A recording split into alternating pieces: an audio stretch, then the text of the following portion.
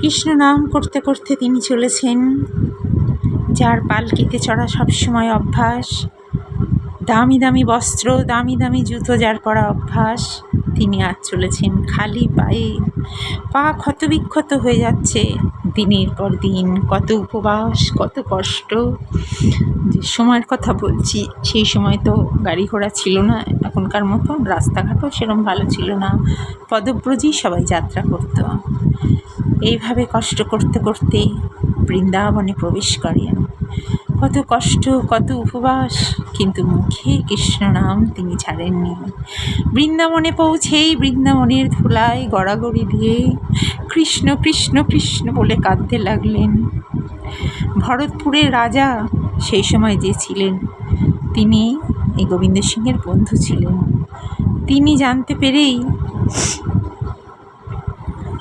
গোবিন্দ সিংহকে তার প্রাসাদে নিয়ে যায়, কিন্তু সেখানে গোবিন্দ সিং থাকতে অস্বীকার করেন, কারণ রাজপ্রাসাদের সুখ সে গ্রহণ করবে না বলেই তো সব ছেড়ে সে চলে এসেছে। সে বৈষ্ণব বেশ ধারণ করে, গলায় তুলসীর মালা দিয়ে, কপালে তিলক কেটে প্রতিদিন মাধুকরী করতে বেরোয়। মাধুকরী মানে বৈষ্ণবীয় ভাষায় ভিক্ষাকে মাধুকরী বলা হয়। এবং সে মাধুকরী করে যা পায় সেটাই তার ইষ্ট দেবতার উদ্দেশ্যে সে নিবেদন করে, সেই প্রসাদ গ্রহণ করে। এত আরামে আয়েসে থাকা মানুষ আজ ভুলুণ্ঠিত হয়ে শুধু সে কাঁদতে থাকে, হে রাধারানী আমায় করুণা করো। কলকাতায় স্ত্রীর কাছেই খবর যায় যে এইভাবে তিনি দিন কাটাচ্ছেন। তিনি অনেক চেষ্টা করেন ফিরিয়ে নিয়ে যাওয়ার, কিন্তু ব্যর্থ হন। এরপরে তার মন্ত্রী আসেন, তিনি এসে অনেক বোঝান, আপনার অর্জিত যে অর্থ, সারা জীবন যে অর্থ আপনি অর্জন করেছেন, সে তো রাধা মাধবেরই পয়সা, তো তার কাজে তার পয়সা, তার কাজেই আপনি লাগান। সেই কথা শুনে তিনি তখনকার দিনে 25 লক্ষ টাকা দিয়ে সেই বৃন্দাবনে মন্দির স্থাপন করেন এবং সেই মন্দিরে প্রতিদিন দরিদ্র নারায়ণ সেবার ব্যবস্থা করেন। সেই মন্দিরটি তৈরি হয়েছে সম্পূর্ণটাই জয়পুরের পাথরে। এক রাতে তিনি নিদ্রায় স্বপ্ন দেখতে পান। দেখছেন হঠাৎ দিক বিদিক আলো করে এক জ্যোতির্ময় রূপে তার ইষ্ট দেবতা তার সামনে দাঁড়িয়ে, হাতে মুরলি, পরনে ফিতবসন, অধরে মধুর হাসি।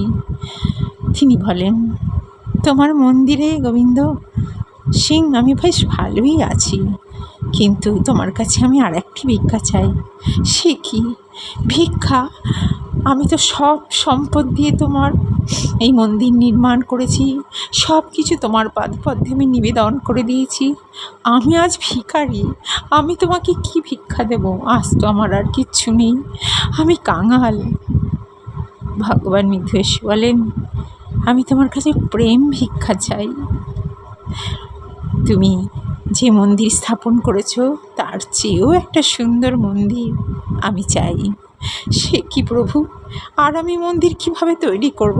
আর তো আমার কোনো টাকা নেই, এখন আমি পথের ভিখিরি, আমি কাঙাল, আর মন্দির আমি কোথা দিয়ে তৈরি করব? ভগবান জানালেন, এ মন্দির তৈরি করতে তোমার কোনো অর্থ লাগবে না, তুমি তোমার হৃদয়ের ভিতরে আমার একটি মন্দির তৈরি করো। তুমি বৃন্দাবন থেকে মথুরায় চলে যাও, গোবর্ধনে গিয়ে সেখানে তুমি বাস করো, সেখানেই ভজনা করো। তো গোবিন্দ সিংয়ের খুব একটা ইচ্ছা ছিল না বৃন্দাবন থেকে মথুরায় যাওয়ার, কিন্তু প্রভুর নির্দেশ, এরপরে প্রভুর নির্দেশ মেনে তিনি চলে যান গোবর্ধনে। গোবর্ধন মানে গিরি গোবর্ধন, যে পর্বতকে ভগবান এক আঙ্গুলে ধারণ করেছিলেন।